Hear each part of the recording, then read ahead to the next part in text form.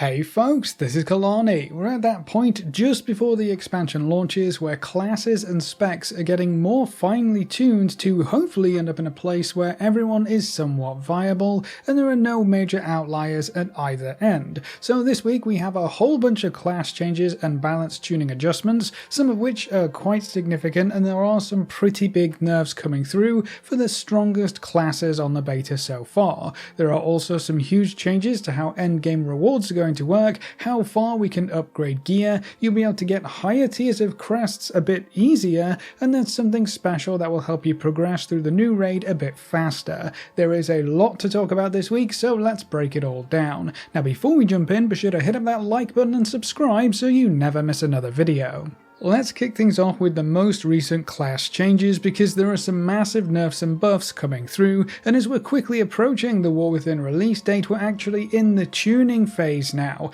These are the changes that really matter as the dev team tries to work to bring every class as close together as they can, and to ensure that no one spec or class is heads and tails above the rest. Now the first change isn't a buff or a nerf, but it is still super important. Whenever you pick a hero talent that interacts with or depends upon a talent in your class or spec tree, the hero talent will now display as red and show you some error text if you don't have that talent learned or active. This should hopefully help you make sure you have all of the talents that your hero talent trees are empowering, so you're not losing out on some potentially huge power spikes. As for the classes themselves, Blood Death Knights will see a 10% damage boost across the board, Bone Storm will consume 5 Bone Shield charges down from 10, and it will last 2 seconds longer per shield charge instead of 1, so you get to keep your Bone Shield charges active without losing uptime on Bone Storm. For Frost, Glacial Advance and Frost Scythe global cooldowns both work properly with haste now,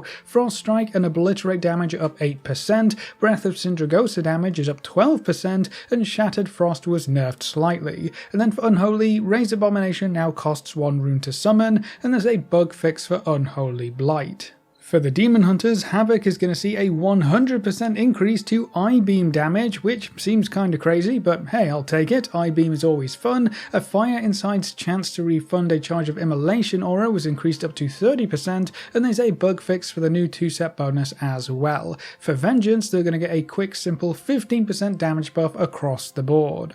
Druids are up next, and Balance will see a 6% damage boost across the board for all of their damage and abilities. Force of Nature melee damage was also increased by 60%, Wild Mushroom damage is up 20% and it will generate more astral power. Umbral Inspiration damage bonus was increased to 35%, Denizen of the Dream damage is up 10%, Astral Communion will grant more astral power, and the 2-set and 4-set bonuses were both updated. For Feral, their auto-attack damage was increased by 30%, Rip, Rake and Thrash periodic damage were also increased by 5%, Incarnation reduces the energy cost of abilities by 25% up from 20%, Ashamane's Guidance effect now lasts for 40 seconds up from 30, and Savage Fury increases your haste by 10% up from 8%, and energy recovery rate by 25% up from 20%. So quite a few buffs for the Feral Druids this week. Guardian will also see some changes, including a 20% increase to auto attacks and all bear ability damage, but Moonfire damage was reduced by 15%, and Twin Moonfire increases the damage of Moonfire by 8% down from 10%, so it seems like they're trying to move away from that powerful Moonfire bear. Then we have Resto. Convoke will cast an additional 4 spells over its duration for Resto Druids specifically. Embrace of the Dream Healing was buffed up by 50%. Regenesis was buffed up to 15 and 30% up from 10 and 20%. Power of the Archdruid now has a 60% chance to activate. Tree of Light was nerfed slightly. Nourish Healing was increased by 100%, so big buffs there, but then they're also going to see a 15% damage nerf to Rip, Rake, Shred, Ferocious Bite and Sunfire damage, so I guess the dev team don't want Resto Druids doing quite as much damage as they were, especially while cat weaving. Evokers did make the list this week, but it's not good news, I'm afraid. Augmentation is getting nerfed quite a bit. Ebon Might's primary stat buff was reduced down to 5% from 6.5%, so they won't be providing quite as much in terms of raw primary stat increases, but then Closest Clutchmates was also entirely removed. This provided an extra 10% bonus to Ebon Might and Breath of Eons when not in a raid, so basically they got nerfed even more for non-raid content. This nerf probably targeted targeted dungeon content specifically, as augmentation has still been proving to be very valuable in Mythic Plus on the beta. Then we come to the Hunters. Beast Mastery saw quite a lot of nerfs this week. Laceration damage was reduced to 5% down from 15%, which is a pretty hefty nerf. Kill command damage was reduced by 20%. Huntmaster's Call, Haiti and Fenrir attack damage was reduced by 33%. Dire Beast damage is down 10%. Your pet's melee, smack and stomp damage were reduced by 10%. Barb shot damage was knocked down by 25%. And there's a bug fix for Territorial Instincts. So a lot of nerfs for a lot of BM's damage profile this week.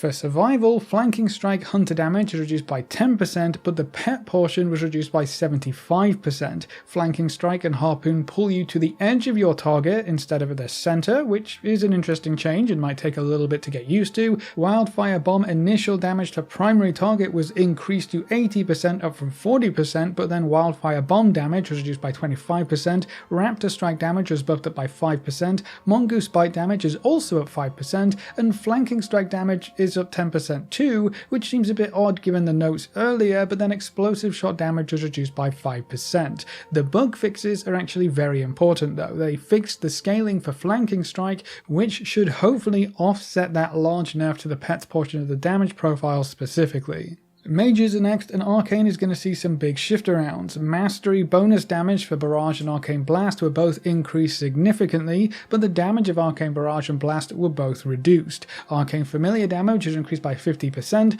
Magi Spark now has a 2-second grace period, and there are some bug fixes thrown in there as well. For Fire Mage, Lit Fuse's chance to trigger was reduced, Explosive Ingenuity chance to trigger was reduced, Living Bomb damage was massacred, reduced by 75%, Scorch damage was increased by 25%, and Improved Scorch was buffed up as well. Then for Frost, Death Chill's max count was increased up to 15, but its spell damage bonus was reduced to 1%, down from 2. Ray of Frost damage was also increased by 20%. Moving on to the monks, Brewmaster will see a very quick and easy 15% buff to all damage across the board, but that's about it for now. Mistweavers will see a 30% nerf to Yulon's Whisper, Jade Bond was buffed to further reduce the cooldown of Chi-Ji and increase the healing of Yulon's Soothing Breath. Tear of Morning will increase healing of Vivify by 10%, down from 15%, and some talents have been moved around. And then Windwalker has quite a lot of adjustments this week too. Touch of the Tiger now increases the damage of Tiger Palm by 40%, up from 25%. Hardened Souls buff was doubled. Rushing Jade Wind's damage was increased by 30%. Quite a lot of talents have seen some large buffs. Chi Burst damage was decreased by 20%, but Chi Waves damage was buffed by 80%. Rising Star was buffed to 15%, and there are quite a few bug fixes as well. Paladins are up next. For Holy, Righteous, Judgment chance to trigger Consecration was buffed up to 50%, Blessing of Dawn was cut down to 5% per stack, Falling Light and Seal of Order were also cut in half, Word of Glory Healing was buffed by 15%, Light of Dawn is also up 15%, Hammer of Wrath damage was buffed up by 50%, but its cooldown was increased, Awakening will require more stacks to activate, but it increases the damage of Judgment by 40%, Tears Deliverance Healing was increased by 30% and increases healing taken by 12%, up from 10%. Crusader's Might reduces the cooldown of Judgment and Holy Shock by 2 seconds. Sanctified Wrath will reduce the cooldown of Holy Shock by 50% for its duration, up from 20. Overflowing Light was doubled. Holy Infusion damage increase for Crusader Strike was doubled as well. Crusader Strike damage was also increased by 25%. Several other talents were buffed significantly. Shield of the Righteous damage is up. Power of the Silver Hand was buffed up by 20% and has moved in the talent tree, and some other talents were shifted around too. Protection Paladins will see that same 15% damage buff as some of the other tanks, but no actual major changes this week, and then Ret has a lot of nerfs to go through. Blessed Champion will deal more damage to secondary targets, but Final Verdict, Templar's Verdict, and Justicar's Vengeance were all nerfed by 10%. Hammer of Wrath damage is down 15%, Blade of Justice damage is down 20%, Blade of Vengeance damage was nerfed by 25%, Expursion was nerfed by 10%, Divine Storm was buffed by 25%, so that's nice, but then Templar Strike, Templar Slash, Crusading Strikes, and Crusader Strike are all down 10%. Word of Glory Healing was buffed up by 20% though, so at least you got a bit more healing. Up next we have the Priests. Disc will see a 5% boost to their damage across the board, Holy Nova healing was increased by 23%, Power Word Shield Absorb amount was buffed by 30%, and Power Word Radiance cooldown was reduced to 18 seconds. Bright Pupil won't reduce Radiance's cooldown quite as much, Abyssal Reverie was cut in half, down to 5% and 10%, there are also quite a few bug fixes and 2 talents were knocked down to 1 pointers. Holy will see a 10% buff to all of their damage, Prayer of Healing is up 30%, Circle of Healing is up 30%, Healing Chorus was buffed up to 5%, Light Weaver increases heals healing by 25% up from 15%, and Trail of Light is now a 1-point talent. And then Shadow Priest will see some changes too, including a 3% damage buff across the board. Dark Ascension's damage bonus was knocked down to 20%, Mind Flay Insanity will channel faster, Mind Spike Insanity generates more insanity, Mind Melt now stacks up to 3 times and its crit chance bonus would increase to 30% up from 20%, Mind Flay and Mind Seer from Idol of Cthulhu now deal damage 10 times down from 15, but the damage was increased by 50%. Then there are also quite a few bug fixes thrown in too. Moving on to the rogues, we have a lot of buffs to go over. Assassination will see a 10% increase to all ability damage, a 10% increase to auto attack damage, Crimson Tempest was buffed by 8%, and Venomous Wound will restore a little more energy. For Outlaw, they will also see a 10% buff to all ability and auto attack damage, an 8% buff to Killing Spree, Combat Potency will increase energy regen further, and Ace Up Your Sleeve will grant 5 combo points up from 4, and then for Subtlety rogues, they're just going to see a little nerf to secret technique damage. Shamans are on a bit of a roller coaster this week, with quite a few nerfs and buffs coming in for Elemental. Lightning Bolt damage is reduced by 3%, Lava Burst and Elemental Blast damage are down 25%, Earthquake and Flame Shock are both down 15%, Thunderstrike Ward damage was increased by 150%, Splintered Elements haste bonus was cut in half, Earthshock damage is up 25%, Power of the Maelstrom chance to trigger was increased up to 60%, Liquid Magma Totem's cooldown was slashed in half, Ice Fury damage is up 85%, Earthen Rage damage is up 60%, additional Lava Bursts from Primordial Wave deal 50% of normal damage down from 85%, and there are a lot of bug fixes thrown in as well. Enhancement saw the same nerf to Splintered Elements, knocking the haste buff down to 10%, and then Resto will see a 5% healing nerf across the board, a further 35% reduction to Spouting Spirit's healing, and then Ancestral Awakening now heals for 25 and 50% of the amount healed, up from 15 and 30%. And then we come to the Warlocks. Affliction will see a huge 45% buff to Unstable Affliction damage, Dark Glare damage is up 55%, and then there was a bug fix for Phantom Singularity. For Demonology, Wild Imp damage is up 15%, Demon Bolt damage saw a huge 55% damage increase, chance to get a Demonic Core when Dreadstalker's Phase was increased up to 50%, and there's a handful of bug fixes here as well. For Destruction, we'll see even more buffs, 20% damage boost to Chaos Bolt, 25% buff to Shadowburn and Conflagrate damage, Incinerate is at 15%, Ritual of Ruin now activates after spending 20 Soul Shards, and there was a bug fix for Rain of Fire. And then for the Warriors, Arms will see a 15% nerf to Mortal Strike damage and a 20% nerf to Overpower damage. I guess they're swinging that sword a little too hard right now. For Protection, melee attack and all ability damage is increased by 30%, so a huge buff for everything across the board there. In addition to that, Revenge is up 25%, Execute is up 50%, Devastator damage was buffed by 25%, Shield Charge primary target damage is up 25%, and Ravager damage was also buffed by 25%, so big buffs for Prot Warrior damage this week.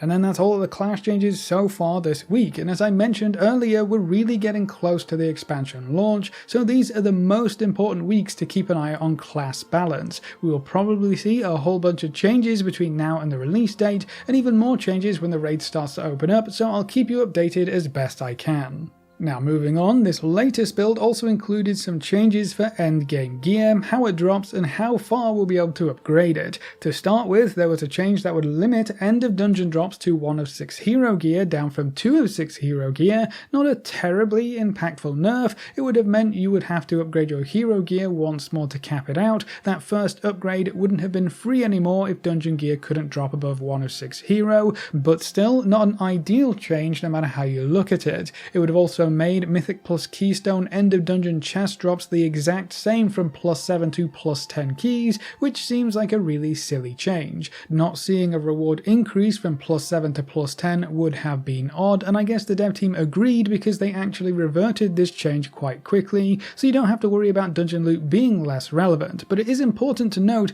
that these changes highlight the fact that the dev team are still playing and tinkering with endgame gear rewards and are willing to backtrack on something instead of just pushing through potentially bad changes. So dungeon loot remains the same for now. It can drop at up to 2 of 6 on the hero track at those higher keystone levels, but I'll guess we'll see how long that lasts. Maybe they'll change something else next week. Another important change was the lengthening of the myth upgrade track. In Dragonflight, this track only had 4 steps and would cap out at 4 of 4. That was the highest item level gear you could upgrade to. Well, moving forward, the myth track will now have 6 steps, so 2 new upgrade stages have been added, which lets you upgrade the gear about 6 item levels further than before. For the War Within Season 1, this will allow us to upgrade all the way to item level 639, so we are going to see some pretty crazy item levels and power creep in the next expansion. Curiously, gear that was previously considered or marked very rare, things like special trinkets or rings, usually dropped from raid bosses, are now 6 of 6 myth when they drop at the highest item levels. In Dragonflight, these kinds of items were just a higher item level when compared to other drops, kind of outside of the upgrade system when dropped at the mythic raid level. Now they're just maxed out myth gear, meaning you can actually upgrade your gear to match their item level now, which takes away part of the very rare item's power.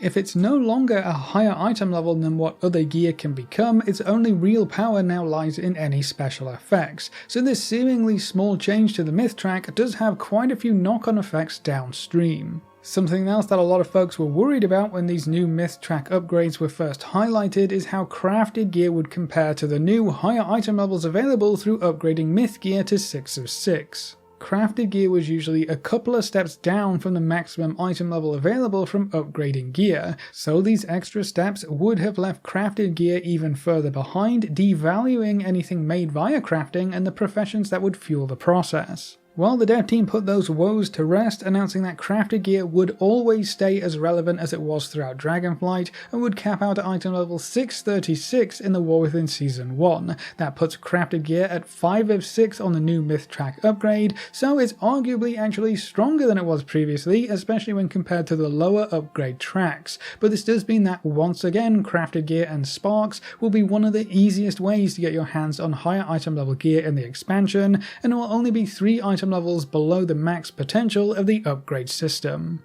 Another huge change for endgame rewards came through this week, which will change how you progress through raids and upgrade your gear. The last 2 bosses in the raid, so Queen Ansarek and the Silken Court, will drop additional upgrade crests from the next difficulty up, in addition to their typical crests drop. So for example, on Heroic you'll get 15 Heroic crests and 15 Mythic crests, which are ruined and gilded this time around, so you don't lose your Heroic crests at all, and you'll also be able to start working on some of those larger upgrades with your Mythic crests. The same should go for lower difficulties as well, so you'll start getting Heroic crests from the last bosses on normal and normal crests from the last bosses on LFR. This really opens up the crest acquisition to allow you to bleed over into that next difficulty spike to let you upgrade your gear further than before. This will give everyone easier access to higher tiers of crests, as long as you're able to kill the last 2 raid bosses anyway. Now that does kind of leave Mythic Raiders without an extra little bump. You can't get crests higher than the Mythic Raid ones after all, but there is a different change that should make the Mythic Raiders, especially the cutting edge folks, very happy indeed. The number of special Mythic only mounts that drop from the last boss in the raid was increased from 2 up to 3, so you get 50% more mounts, letting you get every member in your raid this special mount much faster. You would only need about 7 clears or kills now, down from 10, assuming you didn't have any active participating bench, which, let's be honest, you probably do, so basically it will be faster to acquire these mounts so you can then move on to something else towards the end of a patch or raid. Now, whether you are wanting to clear normal to get those extra heroic crests at the end, clear heroic to get your ahead of the curve rewards, or push up into mythic, there is a new feature or system that will help you achieve any raid oriented goals. Starting a month after Season 1 begins, players can start collecting Narubar Finery from bosses in the raid, which will give you a stacking buff to your damage and healing while inside the raid. Apparently, we can expect this to increase up to a cap of 18% bonus damage and healing after completing the quest 8 times. There will also be catch-up baked into it to let players catch up quickly if they ever fall behind, or if they join the season or raid a little bit late. So after the raid has been out for a month, we will gradually become more powerful until we hit that 18% cap, but that should be enough to push through to get some of the harder bosses killed, and maybe even nab yourself ahead of the curve or cutting edge. We've seen buffs like this before, but not super recently, and I think this kind of progressive buff will feel much better if you're stuck progressing on a boss, instead of just having to wait for the boss to get nerfed. These buffs will also be warband wide, so not only can you progress it across all of your characters, but all of your characters will also benefit from it. So if you maybe decide to try out an ult or two halfway through the season, or maybe change your main character entirely, those characters will have whatever bonus or boost you've managed to accumulate up until that point, making it much easier to clear the raid on multiple characters, so that's going to be really exciting. But that's all the changes we have for this week so far, so that's it for this video. How do you feel about being able to upgrade your gear even further in the War Within? Are there any classes you think still need a lot of attention and some big changes? Leave all your thoughts in the comment section below. A big thank you to all of our supporters over on Patreon and to all of our members here on YouTube. You can see their names floating by on screen. If you're interested in supporting the channel, you can find links in the description or click the join button just below the video. If you enjoyed the video or found it useful in any way, make sure to subscribe and ring that notification bell so you're always kept up to date. Thanks for watching folks, good luck and have fun, and as always I will see you next time.